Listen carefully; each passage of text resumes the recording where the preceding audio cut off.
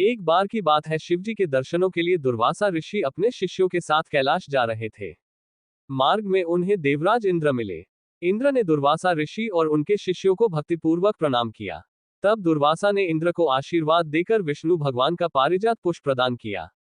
इंद्रासन के गर्भ में चूर इंद्र ने उस पुष्प को अपने ऐरावत हाथी के मस्तक पर रख दिया। उस पुष्प का स्पर्श होते ही ऐरावत सहसा विष्णु भगवान के समान तेजस्वी हो गया।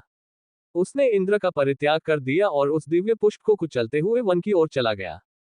इंद्र द्वारा भगवान विष्णु के पुष्प का तिरस्कार होते देखकर दुर्वासा ऋषि के क्रोध की सीमा न रही। उन्होंने देवराज इंद्र को श्री लक्ष्मी से हीन हो जाने का शाप दे दिया। दुर्वासा मुनि के शाप के फलस्वरूप लक्ष्मी उसी क्षण स्वर्गलोक को छोड़कर अदृश्य हो गई। लक्ष्मी के चले जाने से इंद्र आदि देवता निर्बल और श्रीहीन हो गए। उनका वैभव लुप्त हो गया। इंद्र को बलहीन जानकर दैत्यों ने स्वर्ग पर आक्रमण कर दिया और देवगण को पराजित करके स्वर्ग के राज्य पर अपनी परचम फहरा दिया।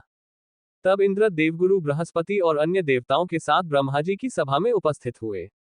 तब ब्रह्मा जी बोले, देवेंद्र, भगवान विष्णु के भोगरूपी पुष्प का अपमान करने के कारण रुष्ट होकर भगवती लक्ष्मी तुम्हारे पास से चली गई है।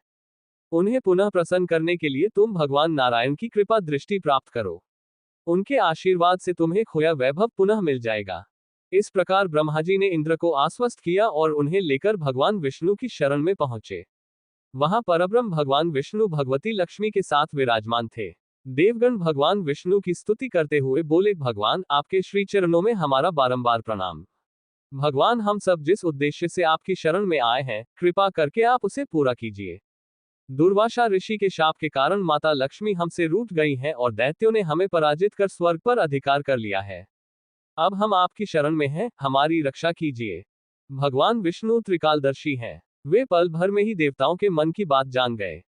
तब वे देवगण से बोले, देवगण, मेरी बात ध्यानपूर्वक सुने, क्योंकि केवल यही तुम्हारे कल्याण का उपाय है।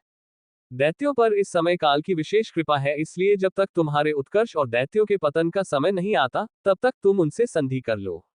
क्षीरसागर के गर्भ में अनेक दिव्य पदार्थों के साथ साथ अमृत भी छिपा है। उसे पीने वाले के सामने मृत्यु भी पराजित हो जाती है। इसके लिए तुम्हें समुद्र मंथन करना होगा। ये कार्य अत्यंत दुष्कर है, अतः इस कार्य में दैत्यों से सहायता लो। कूटनीति भी यही कहती है कि आवश्यकता पड़ने पर शत्रुओं को भी मित्र बना लेना चाहिए। तत्पश्चात अमृत पीकर अमर हो जाओ, तब दुष्ट दैत्य भी तुम्हारा अहित नहीं कर सकेंगे। देवगण वे जो शर्त रखें, उसे स्वाकीर कर लें। ये बात याद रखें कि शांति से सभी कार्य बन जाते हैं, क्रोध करने से कुछ नहीं होता। भगवान विष्णु के परामर्श के अनुसार इंद्रादि देवगण दैत्यराज बलि के पास संधि का प्रस्ताव लेकर गए और उन्हें अमृत के बारे में बताकर समुद्र मंथन के लिए तैयार कर लिया। समुद्र मंथन के लिए समुद्र में मंदराचल को स्थापित कर वासुकी नाग को रस्सी बनाया गया। तत्पश्चात दोनों पक्ष अमृत प्राप्ति के लिए समुद्र मंथन करने लगे। अमृत पाने की इच्छा से सभी बड़े जोश और वेग से मंथन कर रहे थे। सहसा तभी समुद्र में से कालकूट नामक भयंकर विष निकला। उस विष की अग्नि से दसों दिशाएं जलने लगी। समस्त प्राणियों में हाहाकार मच गया। उस विष की ज्वाला से सभी देवता तथा दैत्य जलने लगे और उनकी कांति फीकी पड़ने लगी। इस पर सभी ने मिलकर भगवान शंकर की प्रार्थना की। उनकी प्रार्थना पर महादेव जी उस विष को हथेली पर रखकर उसे पी गए, किंतु उसे कंठ से नीचे नहीं उतरने दिया। उस कालकूट विष के प्रभाव से शिव जी का कंठ नीला पड़ गया। इसीलिए महादेव जी को नीलकंठ कहते हैं। उनकी हथेली से थोड़ा सा विष पृथ्वी पर टपक गया था, जिसे सांप, बिच्छू आदि विषैले जंतुओं ने ग्रहण कर लिया। विष को शंकर भगवान के द्वारा पान कर लेने के पश्चात फिर से समुद्र मंथन प्रारंभ हुआ। दूसरा रत्न कामधेनु गाय निकली, जिसे ऋषियों ने रख लिया। फिर उच्चैश्रवा घोड़ा निकला, जिसे दैत्यराज बलि ने रख लिया। उसके बाद ऐरावत हाथी निकला, जिसे देवराज इंद्र ने ग्रहण किया। ऐरावत के पश्चात कौस्तुभ मणि समुद्र से निकली, उसे विष्णु भगवान ने रख लिया। फिर कल्पद्रुम निकला और रंभा नामक अप्सरा निकली। इन दोनों को देवलोक में रख लिया गया। आगे फिर समुद्र को मथने से लक्ष्मी जी निकली। लक्ष्मी जी ने स्वयं ही भगवान विष्णु को वर लिया।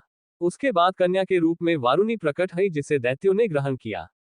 फिर एक के पश्चात एक चंद्रमा, पारिजात वृक्ष तथा शंख निकले और अंत में धन्वंतरी वैद्य अमृत का घट लेकर प्रकट हुए।